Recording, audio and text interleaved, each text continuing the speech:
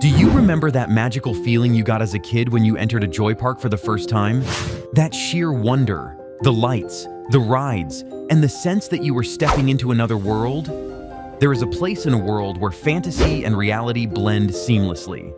Welcome to Neverland Ranch, Michael Jackson's private paradise, where dreams were built with no expense spared, the vision behind Neverland. As we know, Michael Jackson was far more than a performer. He was a visionary whose creativity had no limits. Before moving to his iconic ranch, Jackson lived with his family at Havenhurst. In March 1988, he purchased a new estate from a man named Bone, although the exact price remains a mystery. Some reports claim it cost around $19.5 million, while others suggest it might have been closer to $30 million.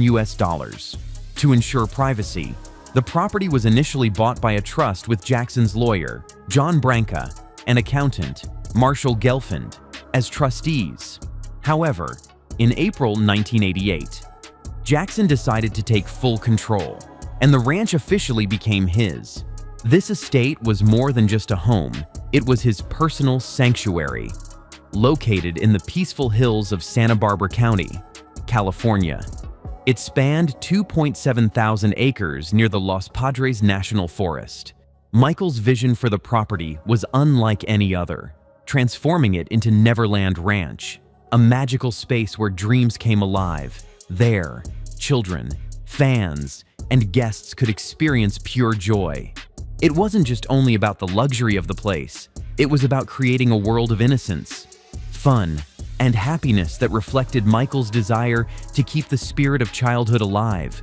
A dreamer's playground. What did Neverland look like? Neverland was an incredible fusion of a theme park and a luxury estate, a dreamlike paradise built to fulfill every child's fantasy. Michael Jackson, known for his extraordinary imagination, ensured every single detail was meticulously crafted. The entire property was designed to transport visitors into a world where magic and fun never end. Amusement rides were scattered across the grounds, including a Ferris wheel, bumper cars, a carousel, and even a roller coaster. These weren't just decorative items, they were fully operational, offering the joy of rides without the usual lines and park restrictions. His collection also featured a pirate ship and a wave swinger, rivaling the attractions at some of the world's top theme parks. The best part? Michael could ride these anytime he pleased, turning his backyard into an endless playground. Neverland Zoo was unlike any other. It wasn't a small petting area, but a full-fledged sanctuary where animals roamed freely. Lions, elephants, and giraffes were just some of the animals that lived there, alongside more exotic creatures like llamas, who became celebrities in their own right. Michael's deep love for animals was apparent as he turned the estate into a safe and nurturing haven for these creatures. The property also featured an impressive railway system, the Neverland Valley Railroad, a 3-foot narrow gauge line, had a steam locomotive named Catherine, built in 1973 and named after his mother. There was also a 2-foot narrow gauge track with a C.P. Huntington replica. For his children, Michael purchased a custom-made electric train from Electro Mobile Technic in 2001. The train set up behind the main house had 100 feet of track, adding yet another layer of whimsy to the estate. Alongside the rides and animals, there was a secret safe room hidden in the master closet for security, ensuring his privacy and safety amidst this extravagant dreamland. The heart of Neverland, the main house. The centerpiece of Neverland was its stunning Normandy-style mansion, sprawling over 12.598 square feet, with 6 bedrooms, a luxurious pool house, and a private movie theater. This wasn't just a home, it was a retreat. The theater wasn't limited to screening films. It came equipped with a stage for live performances, where some of the world's most famous personalities enjoyed intimate shows hosted by Michael himself. This level of detail speaks volumes about his passion for creating memorable experiences. The Master Suite, with its breathtaking view of a 4-acre lake and cascading waterfall, redefined luxury, Waking up to such scenery was nothing short of magical. Hidden within the master closet was a secret safe room, designed with security in mind, a subtle reminder of Michael's need for privacy in a world that often demanded his attention. Every corner of the mansion reflected thoughtful design and opulence, from the intricate architecture to the carefully curated interiors.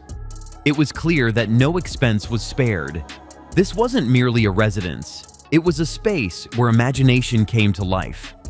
Guests lucky enough to visit were immersed in an environment that blended comfort with grandeur, leaving a lasting impression on all who walked through its doors. Michael's attention to detail transformed the main house into a haven, combining everyday living with the extraordinary, a place for everyone.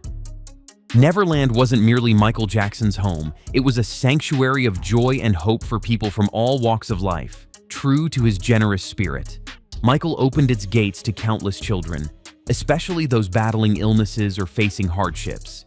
In 1995, the ranch became the site of the World Children's Congress, where young minds from different corners of the globe gathered to participate in seminars and workshops. For Michael, Neverland wasn't just a private retreat, it was a place to create happiness and unforgettable memories for others. The magic of Neverland wasn't limited to children. It also became a destination for iconic moments involving some of the biggest names in the world. In 1991, Elizabeth Taylor celebrated her wedding to Larry Fortensky there, transforming the ranch into a dreamy venue that exuded elegance and enchantment. 2 years later, in 1993, Oprah Winfrey interviewed Michael at Neverland, giving fans a rare glimpse into the King of Pop's personal world. These events showcased how Neverland blended its fairy tale charm with an enduring message of love and inclusivity. Every corner of Neverland spoke of Michael's desire to share his world, a place where magic and reality met, leaving everyone who entered in awe. The dark clouds over Neverland. But as dreamy as Neverland was, it came with its fair share of challenges. You've likely heard about the serious allegations that cast a shadow over Michael Jackson's life. In 2003, Neverland was raided during an investigation into accusations against him. Although he was ultimately acquitted, the ordeal took a significant emotional toll. Michael later revealed that he could never go back to Neverland because it no longer felt like the sanctuary it once was. It's heartbreaking to think about how such a vibrant and magical place could fall into neglect. But that's exactly what happened. After Michael left, the theme park rides were taken down, and the exotic animals that once roamed the grounds were relocated. What was once a lively, enchanting paradise slowly transformed into a quiet, sad place. It was a reminder of how life can change in ways we never expected. The fight to save Neverland. After Michael Jackson passed away in 2009, his beloved Neverland Ranch found itself at the center of a series of financial and legal struggles. Just a year before his death, Michael had made a deal with Colony Capital, a private investment firm, to help prevent the property from being foreclosed. The firm stepped in, purchasing the $22.5 million loan and entering into a partnership with Michael to manage the estate, hoping to preserve his legacy. In the years following his death, the ranch underwent significant changes. Colony Capital renamed it Sycamore Valley Ranch and embarked on a long journey of renovations, trying to breathe new life into the property. However, despite the efforts, the ranch struggled to find a buyer. In 2015, the asking price was set at a staggering $100 million, but the property failed to attract a buyer at that price.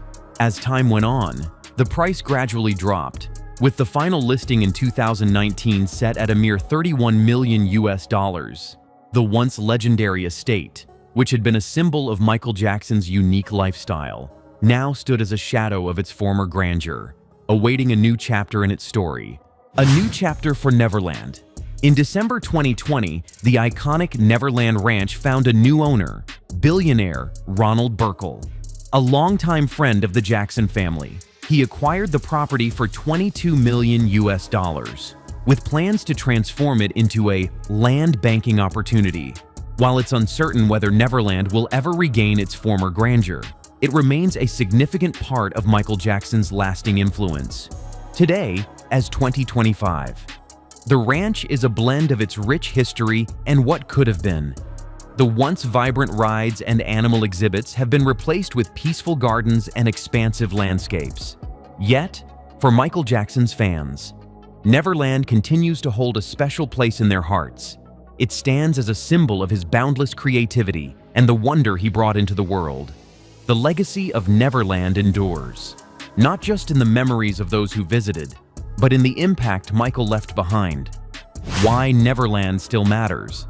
So, why does Neverland still capture our imagination? Maybe it's because it represents the essence of Michael Jackson himself, a mix of childlike wonder and extraordinary ambition. Or perhaps it's because it shows us what's possible when dreams are given room to grow. What would you do if you had a place like Neverland? Would you fill it with roller coasters and animals? Or would you create something entirely different? Let us know your thoughts. Because this story isn't just about Michael, it's about the magic of dreaming big and turning those dreams into reality. So that's a wrap-up of Michael Jackson's Neverland Empire. What a journey, right? If you enjoyed diving into the King of Pop's unseen world, hit that like button, drop a comment, and share this with your friends. Don't forget to subscribe so you never miss more incredible stories like this.